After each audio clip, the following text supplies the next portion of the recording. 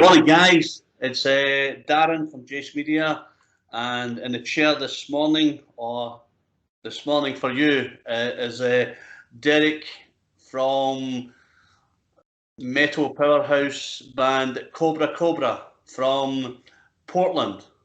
How are you, my friend? Doing good. Excellent, excellent. So, yeah, I got the album from you a couple of weeks back. Right. And you know, sometimes you get stuff that catches you by, by surprise. And I must say, I was quite blown away by the album itself. How fresh it was, and and you kind of get sucked into it. Do you know what I mean? Yeah. Well, the mission with this whole thing is, I guess I just have a question for you. Would you be open to seeing us live? Listen, do you know what? That you guys in America, it must be pretty hard for you guys at the moment. Hating it. It's the worst, literally.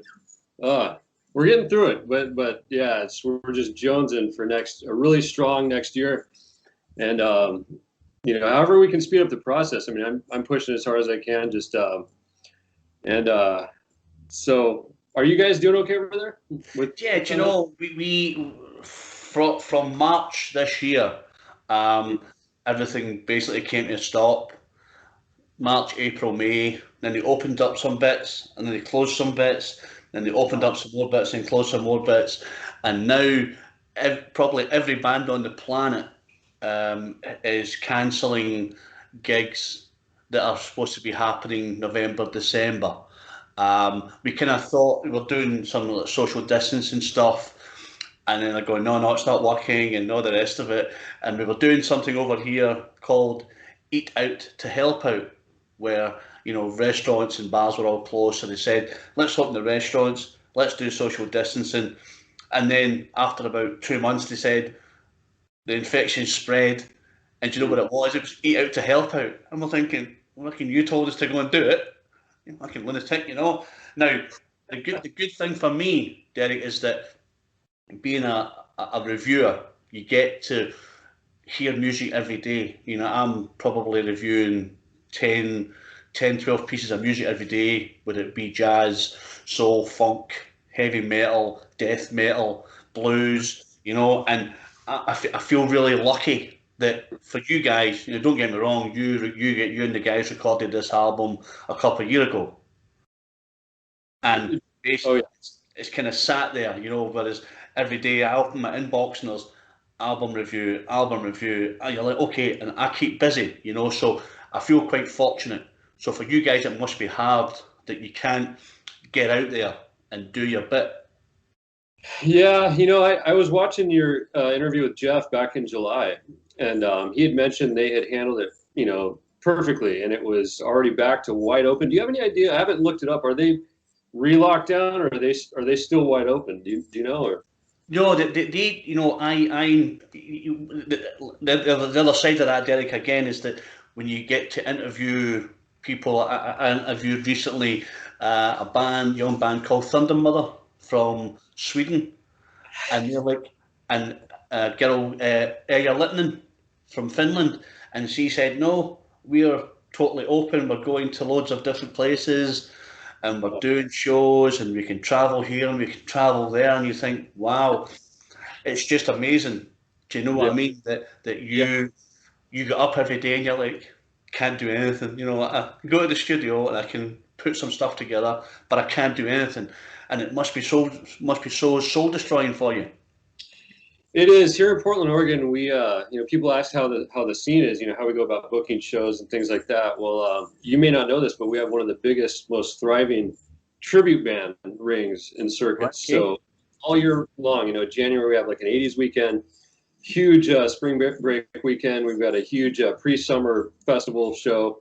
We've got a Hair Fest, the big granddaddy of them all, over in like somewhere around June, July. A big, huge Labor Day show, and then we have a big Halloween show and a big New Year's show. That's basically all year long, just that stuff. And then you have all the local bands like booking their shows. But with the tribute band circle, some of the venues just pay really well. I mean, I got paid like $750 in one night. Wow! And so once you do that once, it's like you never go back. Of course, the second time we played, there was a little bit shy, and then the third time, yeah. But they had booked like 4 back-to-back, weekends in a row of just hard rock acts, just one after another. And by the time we got to ours, it was just, it was a Labor Day again, but it wasn't what we were expecting. But we wanted to transition, from that to the real thing. And so the way we do it is just to, be able to get out there and, get to work. And it's been. Well, I think the good thing for stuff like this, the interview and stuff, Jace Media probably has between 60 and 80,000 hits a month. Yeah, we have shed loads of people. We work with lots of PR companies. So the is that from this, we could say to probably 6 or 8 of our PR companies, have a look at this little band, see what you think. I recently got a band from Australia taken on. Okay. Who reached out to me about 6-7 months ago and said, I've got this new EP coming out. Do you want to look at it? And I looked at it and I did the review. Excuse me, I did the interview, and then a PR company from London said, quite like this little band. They got in touch and they're now going to do their PR when they come to London. So from that, Derek, you could get something that they might resent. I don't know if you have any PR people, or if you have nothing. That's good. This is a cool platform. The big Scottish guy will get you sorted out. Don't you worry. We'll get you sorted.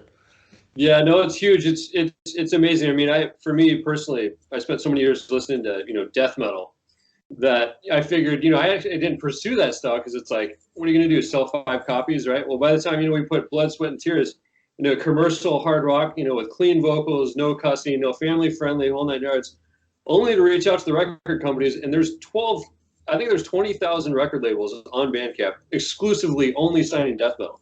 Yeah. So it's like, it's just mind-boggling how.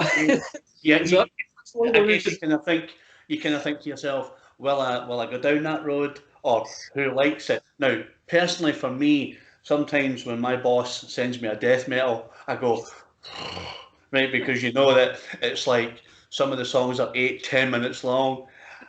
And when I come off, I'm thinking, I just want to fucking kill myself because my head's so fucked up. But you know what? As a reviewer, you have to go, I need to listen to this.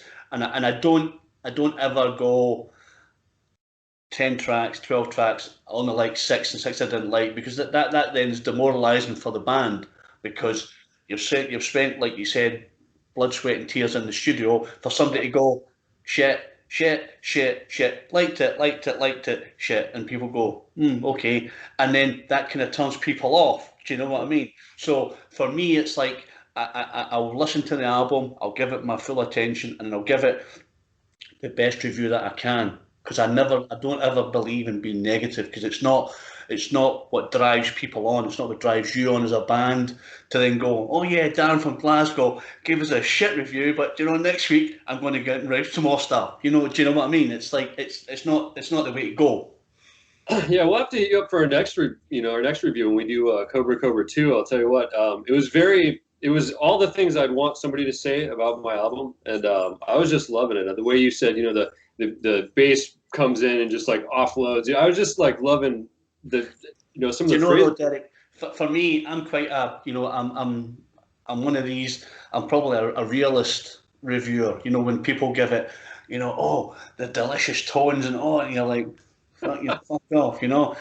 What I do is I get inside the mind of you or Chancellor or whatever, and I listen to how you do the drums and I go, yeah, this flows, and the vocals come in and they were this and that, and then they were joined by like pounding drums or a shredding guitar. I kind of guess it's how you feel the music, and I guess that's when I do a lot of interviews. People go, yeah, I've really loved your review, because what I'm doing, I'm being you for an hour and a half, listening to what you've put down on music, and you get absorbed in it. And then you come out and you go, and my fingers are red hot, and I'm fucking typing away, and I'm thinking, yeah, this is what I feel. And I'm glad that you kind of get that as well, because if you were to come on and go, yeah, your review was all right and didn't really get this, then I've not done my job properly. Do you know what I mean? Right. No, it was fantastic. I just went ballistic sharing it with everyone, and Yeah, do you know, as I say, we shared it out, and you know, as I say, when the video comes out, the video will probably out this afternoon. You know, it'll go onto the platform.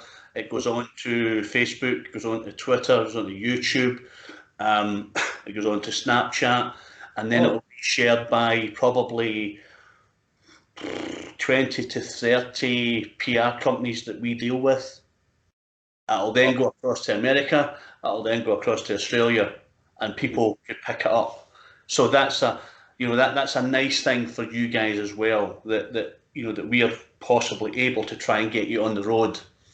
You know, that would be epic. I mean, already I'm starting to tell that, you know, the UK is basically our closest friends. You know, you guys just have such an appreciation for good quality. You know, you can tell when someone's not phoning it in, but they're actually putting a lot of heart into it. That's what we do. We're a brother band, so you know we have that same, you know, the same brother team that a Van Halen had, or a Striper, or a Pantera, and so those are actually my favorite kinds of bands, because you know, I've worked with other drummers, you know, and you know, you know, they get in a room, they say, oh no, that's what I am doing. You're like, no, hey, don't try it like this. They're like, well, hey, why don't I show you this?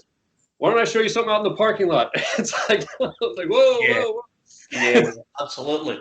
And I think that's nice that you have you know your brotherly influence there, that you kind of know what you want, you know, and when you saw that, excuse me, when Chris came in to your studio to do some stuff, and you went, this is the kind of guy we want, and you and Chancellor went, yeah, let's get this guy, because I think it's, you know, you kind of know the direction you want to go in.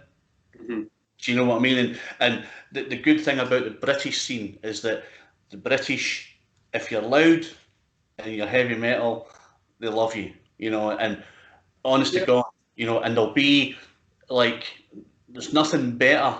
A Glaswegian crowd love nothing better than a band to come on, pour their heart out for an hour and a half with the sweat dripping off the ceiling, and go, do you know what, I won a Cobra Cobra show, and fuck me, my ears are hurting, and what a show I had. And I kind of think that that's what you'll probably bring. Now, obviously, it's getting to Britain, you know, through all this craziness, and hopefully next year, you know, that you can manage to get across, you know, and hopefully by the power of the internet, that somebody will pick this up and go, wow, where can I find this band? Where can I listen to their music? You know, and what have you? And then hopefully it'll go from there. Do you know what I mean? Yeah, definitely. Our vocalist has been seasoned. You know, he's actually been in some. He's had his own band for years. You know, and he's actually played over there in Germany at a few big festivals. And he had the bright idea of actually, he thought we should go over there, play a show, make a bunch of money, and then just pay for the whole thing over here. So that, I was like, wow, you know, the fact that he even had that idea was pretty fantastic. So I think the wheels are turning. I think he wants to, he has German contacts. He actually got a couple of CDs from me the other day, and he's sending them off to his German contacts. And so I don't even know these people, but they love it. And so, you know, that's basically, yeah, I guess the number one goal for me personally wouldn't just to be to play here, but to also be able to go over there and, you know, meet guys like you interviewed Jeff Tyson. He lives over there. You know, guys like that. Gosh, there's so many. I'm meeting all kinds of people, even this week over there. Just, you know, from Central Mountain. Do you know, this is, you know, the doing the interviews and stuff. It's fantastic because, you know, like when you went on and looked at the Jeff interview, you know, it's the same thing. It's I have no agenda. I don't go, right, Derek, I've got 10 points, let's get them out. And then, you know, it's let's shoot the shit, let's talk about COVID, let's talk about America, let's talk about the music, what's your plans, new album, and then you just mix it all together. I don't go, right, I have to follow this thread because if I don't, I'm going to lose it. You know, it's all about getting you feeling comfortable, me feeling comfortable, trying to get a bit of rapport. And the fact that you've actually seen the Jeff interview, you know, me and him just, you know, spitballing, talking stuff, and I was putting a couple of contacts his way. There's a couple of blues artists, young girls that are making big noises over here.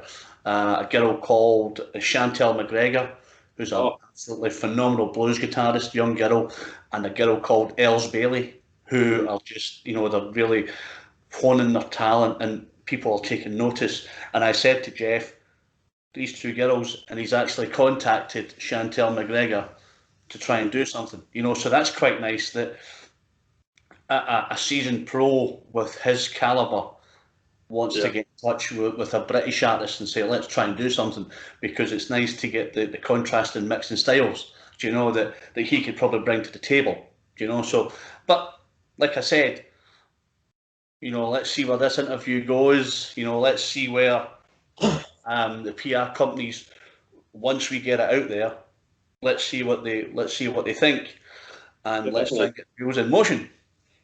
Yeah, definitely. I mean, it's funny. You know, I actually do guitar lessons during the day. I've got a student base who's helped me stay afloat, you know, during this time. And you know, sometimes the new student base, you know, 80% of the student base, they'll walk in the door and they say, "Oh, I don't like blues." As soon as they say that, I'm like, "Oh no, it's my job to expose them to as many of the greats as I can." So even if you listen to a song like the intro riff on that song "Day Seekers," there's a blues influence. I mean, I know a lot of people are like, "What would it be like if we had like a heavy metal version of Stevie Ray Vaughan mixed with metal?" I mean, I think, I don't know who wouldn't want to hear that. I mean, that would be incredible. I don't know if anybody's done it, but anybody who does like a blues thing. Get on it. Get on it. Get on it. But it's just, listen, I think now, because there's, you know, I think that blues and soul and stuff like that are now making a bigger impact in rock music as well, because, you know, you look at people like Susan Santos from Madrid, or Ilja Littinen from Finland, who incorporate blues with her heavy rock guitar, and people go, well, that really works. Oh. You know, you go, wow, I want to listen to that. People like, you know, and the good thing, as I keep saying about this job, is that you get introduced to so many new genres. And, you know, I've been introduced to people like Kurt Fletcher. Okay. You know, and Kurt Fletcher, I don't know if you've heard of Kurt Fletcher. I think I have, yeah. Kurt, he's a brilliant blues guitarist, and they'll say to me, do you want to review the album? Yeah. And as soon as you hear the first couple of licks, you're like, wow, I'm sold. And the guy's he's like kind of Robert Cray, kind of like that. He's like Joe Bonamassa, very, do you know? And I was like, wow. We did an interview, and he's like, hey man, how's it going? Loved your album. He's like, wow, top 10 album of the year. And he's like, fuck off, man. I'm like, yeah, honest to God. And, you know, where are you just now? Oh, I'm just back from Italy doing a show and this, that, next thing. And they just love to chat about all things music and how good it's going to be, you know, and hopefully next year, you know, that things will ease off. Are you looking to try and get to Britain at some point? Is that you know, it would be unbelievable. I have a kind of a colleague here in the States, Brandon Cook. He's in a few bands, Loyal Order, Black and Blue. Recently, I met one of his friends on Facebook, and she has our album now, and she already played on her show. We've actually been on the radio over there in the UK a couple of times now. And so I'm at this point begging to be able to go over there. I mean, it'd be fantastic. Like you said, what's cool about the blues thing is the environment. You show up to a show and you get a guy like Bonamassa or Blues Saracen or any of these guys, and they start to wail on one of those solos, and people are like, man, this sounds great. Give me another beer. I love this, you know. And so I mean, it's pretty much the best style. I mean, my dad is a blues rock guitar player, and so that was a massive influence on me. And I've actually slowed down a little bit, like on my solos. I mean, I was into the shred metal thing, you know. Yeah. And after a couple albums of that, you start, you know, ultimately deciding what direction you want to head in. You know, more note choice, more bends, more feel. And so a lot of the solos this time, people say, oh, well, I try to tell them it's not a guitar album. Yeah. And then later on I hear, no, this is a guitar album. They're starting to grow on them in terms of some of the slower solos. And so my questions now are, do you have a favorite solo on the album? And do you have like a favorite, most well-produced song? And so I've been hearing, you know, a lot of track, a lot of track 6, a lot of track 2, a lot of track 1, 4, 3. just go down the list. And yeah, so, one of my favorites is Hope Like a Thorn. It's just yeah. Yeah, do you know, it's just, you're like, wow, you think, fucking hell, you just, like I said, Derek, it just kind of catches you. You kind of think, you kind of, what I tend to do is I'll play the album through once to get it into my head, and then I play it through, and I grab myself a glass of red, and then I start to type away, and you kind of get into the groove, and then you kind of think, I need to play that back because I really liked that. And sometimes you get stuck on a song. Mm-hmm. You go, I'll get to the other stuff in a minute, because you kind of like the feel and the groove of that track. So that's my favourite. Hope Like a Thorn is my favourite. No, that has been highly requested. We're in the process of doing a music video right now, here before December, actually, preferably. And that's at the top of the list. There's actually a couple others, and we have some option anxiety on the table, because it's like, which one do we choose from here? And and so it'll be quite a surprise. But we got a new drum kit for the video. We got a new bass rig. We got some toys here recently, and we'll get our singer. I noticed he's during quarantine, he's raising a family. He's a family man, and he gets a lot of stuff done during the day. But we're all trying to get back in shape, and like as soon as they say, okay, this is the date, I'm really going to be watching those trips to Wendy's and in the fast food places and absolutely. Movie. It's like I got 2 or 3 weeks to get tip top shape, but he's like, oh, it's cold out there. We'll just wear jackets. Don't worry about it. Yeah. But it's hard. How in Portland? How's your music been received there? Do people like what they hear? Are they digging it, or are they looking for Cobra Cobra 2 like we are? Yeah, they are. The thing is a lot of them they don't realize. I mean, this was a 3-year journey, really. Because it's a long time. It's been long time in production. Yeah, I've been doing instrumental CDs, and my brother and I have fun jamming on that stuff. But my writing's gotten more, I've always wanted an album with kind of like that classic AOR kind of a structure to it, while exploring longer songs and that kind of musical freedom. But when I hear somebody say, "Oh, there's no bad songs, every song's good," I'm kind of looking at that as like a cop out anymore. It's like, well, what did you like about it? Did you like the a chorus on a song? Did the lyrics hit you in a certain way? We love to talk about this stuff all day long, and so I kind of guess, Derek. Sorry for interrupting. I kind of guess that when someone says, "Yeah, it's a 10 out of 10," right? The thing is that you can't then go any better. You go, your next album, it's going to be a 20 out of 10, and people go, hold on a minute, you can't get that. So you would never say, my God, it's like, oh, this is the best album I've ever heard, because at the end of the day, that then lets you think maybe we can't go any higher. Do you know what I mean? So for you guys, I gave it a 9 out of 10. Oh wow! That's from the point of view that I'm not saying that, oh, this can be improved, that can be improved. That's not what I'm saying. But for me, it's like, if I said to you, I gave it a 10 out of 10, Derek, and you go, right, great, and I liked track 2, track 4, 7, 9, and 10. The rest of them, that's your 1% to make it a 10 out of 10. It doesn't work like that. You've got to, you will, when your next album comes out, you will have fresh ideas. You'll have, like you've just said, slowing down the guitar, slowing down the riffs, slowing down the melodies, so that people go, wow, it's different from the first album because it feels a wee bit more bluesy, or the genre's like a wee bit more rocky, or I could get into it. So there's lots of different things you can do.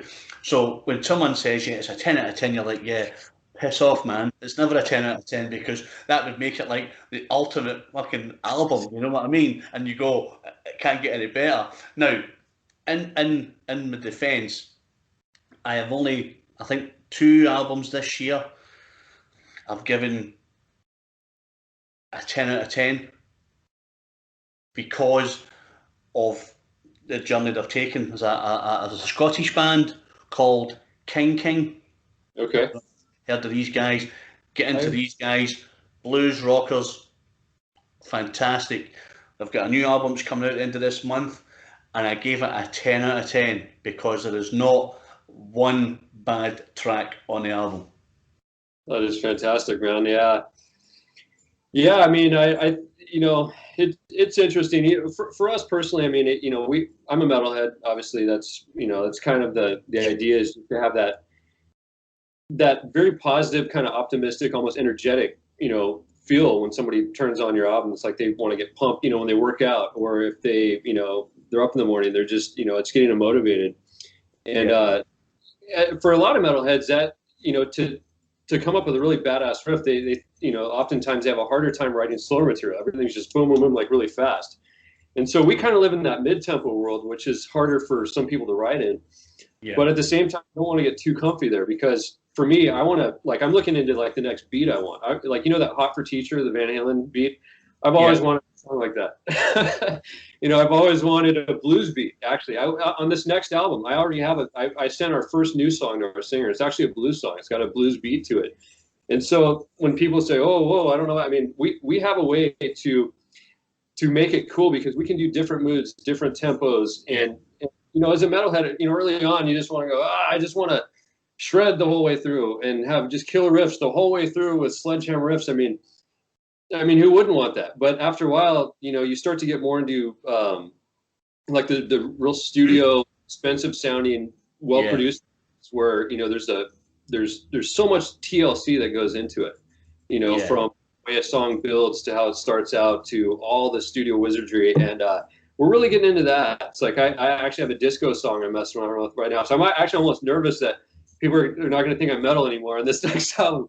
No, but you know what? I think it's good that you're kind of, you know, that you're doing a bit of mixology with it, you know, and you're doing a bit of, you know, let's see if this works, because if you're shredding for fucking 12 songs, you're going to run out of steam. People are going to go, fucking hell, that guy's running out of steam, you know? So I guess it's good that when you mix it up with a little blues, you know, a little riff, and people go, yeah, that's I quite like that, because it's like, you know, there's, you know, you can feel a difference in it. If you're like, yeah, shred, people go, fucking hell, all day does is shred all day long. So the thing is that it's nice when people can differentiate the fact that you're trying to do, you know, something new on another record. And obviously, whenever you get stuff, send it across to me, to darren@jacemedia.co.uk. I'll review everything for you, Derek, and we'll get you out there as quick as we can, you know, and let people hear kind of what you're all about, because people will listen to the first album and go, this is a new track, and go, oh, that's slightly different. Do you know what I mean? And I think that's quite good as well, that people will kind of embrace that a little bit. You know, everybody loves to shred. I mean, like I say to everybody, I've been doing this since 1978. Really? Nice. 1978, buddy. Old man. You know what I mean? You know stuff then, yeah, for sure. And you know, that's it. I mean, you have to have, you can keep that metal bass, you can keep that same intensity, but into a different style. And so that's the thing is I can't wait for people to hear some of this, because it's gonna sound like us, but you know, we're gonna be able to have that kind of freedom, because basically our singer Chris has been the deciding factor in that. You know, I've always had Iron Maiden type singers who always, you know, it's like how have to jack their pants up to hit that note. It's great, but I mean, you know, although legendary, as limited to appeal, and I feel like people want that 80s rock, you know, sound, but with a modern vocal almost. A modern twist, yeah. We've been able to go into some of these different worlds, and I'll tell you what, man, I really want to. For me personally, our bass guitar is going to be the secret weapon, because you know, when doing the bass for this album, even though one of my students, who's our bass player, he's signed on, you know, I actually constructed all the bass lines and spent tons and tons of time on that. So it was almost like writing a whole nother song, you know, with each one of these tunes. And he'll be saying to you, yeah, Derek, I want more money because I've put all the bass lines in. You'll be like, hold on a minute, mate, you're just my student. You got to be careful there, man. He'll be like, hey, hold on, Derek, where's my big check? And you'll be like, oh, calm down, bud. You know, you got to take it easy. Let these youngsters. Bought a bass last week though. And so I'm pretty stoked about that. That was a good move, and so you know, like we were begging. It's like, please, let's get this thing back to where it needs to be. And Yeah. So are you? How did you meet Glenn? Are you guys in the same area No, or? myself, Derek, I've been involved in the music industry a long time. I used to be a personal bodyguard, travelled the world, um, many of the big world rock stars. I've managed bands. I've done I've done running and things like this for music people. And then about 3 years ago, I was working for another Scottish company, and they were just messing me about. And someone says, "Why don't you speak to this guy?" And I think I've done about 4,000, something like 4,000 reviews for Glenn. Ooh, I've nice. done I've done about Unbelievable. 150 interviews, and I've been to probably about 2,000 gigs since I've known him. People like Crowbot and people like Monster Magnet, who I did reviews for, and they went catastrophic, on the website, 100,000 hits and people in places like that. And that we just got together. We've clicked really well. He understands my passion for music. He understands what it's all about, and as I say, I just write for him, as much as I can, Yeah. as many days as I can, or he'll say, so and so wants to do an interview, or so and so wants you to review this album. I do a lot of Americana stuff, Okay. and the Americana people just love what I do. Like you said way back at the start, you loved how I got into, when I was reviewing a song. You're thinking, yeah, that's exactly kind of how it played out. That's kind of what the Americana people think. They just think that I just get lost into it, a couple of glasses of wine, and I'm away, and I'm like, yeah, yeah, and your juices start to flow. And he realizes that I'm just totally a real music person. I love music, all genres, all people. I do all sorts of interviews with, gothic, metal, death metal, blues, jazz, soul, funk. I did a couple of weeks ago. I did Robin Trower Oh, a love that couple of guy. weeks back. So you just sit there and you just chat about shit and and stuff, and it's not like, let's be serious. It's not all about that, Derek. It's just let's talk kind of your musical influences, where you want to be, and I think for us as a media company, we just try and help people. We try and get people out there, and don't be surprised that if you get some hits for some Oh, PR people who say to Glenn or to me, what about this yeah. band? And I'll just say, don't worry, they're shit because the first album was shit. The second album better be good, or you can just forget it. I can't wait to hang out, man. I definitely, that's the thing is I talk music all day long, every day with my students and stuff, and we'll, I'm not rushing them out the door. We'll sit here and talk music Yeah, for another hour. I mean, it's just, there's just so much to discuss, so much music to share, and from every style, like you said. I mean, as much as I'm a metal guy, it's basically metals means musicianship to me personally. I just love, yeah. it's not always the shredding player. It's usually the drummer actually in a metal band that I tend to like when I do like a metal band. But that being said, I would love to go to a blues concert with you over there, or just anything. I mean, it would be fantastic, man. I'd be right there. Absolutely. I've seen Pat Travers like 6 times. I've seen Walter Trout probably 10 times. I've seen Robert Cray before. Gosh, man, I could go down the list. Johnny Lang a few times. Actually, he played with Monster Magnet back in Van Halen way back. But anyways, yeah. Listen, do you know what? Do you know what there is? There's just there's just so many genres out there. There's so many great musicians coming through, and I feel blessed that that we, or me as a person, as I say, I probably get 100 albums a week, and I look through and go, oh, let me listen to this one, let me listen to blues, soul, let me listen to this, because for me it's widening my knowledge as well. Because like you, I was a metalhead, Iron Maiden, my first band, 1978, AC/DC in Glasgow. Um, Oh, 1978, young boy, long streak of piss, 11 years of age. My uh, dad's mate he was the head of security and got me in. I was like, yeah, fucking, oh, they were brilliant. And he said, you staying for the main act? And I said, 9:15, I've got school tomorrow. And he said, I said to him, who is it? And he said, oh, it's the Rolling Stones. And I said to him, never heard of them. I'll need to go. And I left. And my dad's like, what are you doing? I'm like, don't know who they are, mate. Never heard of them. Because I was so taken with AC/DC and the rawness and, and just the energy. And that's how I started, AC/DC, Iron Maiden, Motorhead, Whitesnake, they were Saxon, they were the bands that I grew up with.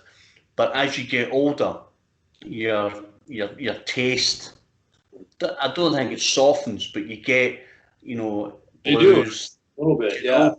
Yeah, a little more just easy on the ears kind of stuff that's powerful and really catchy and melodic and strong, but that's just, yeah, I don't know. I'm starting to favor more of the soothing, like Lush Carpet's a perfect sound, like I don't know. There's always that screechy solo that we can hear, but yeah. Nice blues stuff is quite good. So listen, I'm conscious of your time. I'm conscious of the time over there for you. I really appreciated your time. What will happen now is I'll render this video probably in the next half hour. I'll send it off to Glenn. It'll be on probably this afternoon.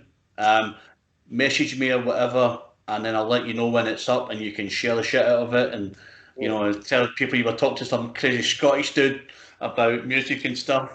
This is a test run. This is actually my first video interview for this album. I've been doing a lot of handwritten, so my new rule now is no more typed interviews. No. Video is a way to go, Derek. Yeah, my hand. A way to go. So let's get it out there. Let's see what we can do for you. Let's hope that turning the year, January, February, you do get a chance to come to Britain or Scotland. Even if you come to Britain, give us a holler and we'll meet up and we'll get a beer and we'll talk. Yeah, no, seriously. And when you meet me, you can give me Cobra Cobra 2 in my hand. So that's giving 5 months to write it. So you better get on it. No, I'll tell you what, man. You would not believe the writing process. We go through everything with a fine-tooth comb over and over and over and over. This is not, I try to tell people this is the furthest thing from like a quick turnaround. So all I ask is for people to be patient. This isn't a fast food type thing. We don't just crap out an album. This next one, we want it to have impact. I mean, even the one we have now isn't quite circulating that much. I mean, and the reason why is, again, if we had a label support behind it, we'd be right up there with anyone because we know what this response is going to be. People generally get into it immediately. That being said, we're going to have that much more impact on the next album. Like I said, we don't live in the glory days of the $250K album budgets anymore. No. What we had to play with for this album was probably the amount of an expensive lunch of one of those bands back in the day. I mean, by the time we go into this next one, we want to have a little bit more support, a little bit more money involved. But we could go there just on this album, is the beauty behind it. And so, yeah. Absolutely. But let's see how we get on. And let's see if we get you out there. So this is Darren from Jace Media with Derek from Cobra Cobra. Saying thank you for your time. Video will be up shortly. Let's keep in touch. Definitely. And I'll try and circulate the album as much as I can with the PR people and see if we can get you out there, buddy. Awesome, man. Talk to you soon. Great chatting to you, mate. You.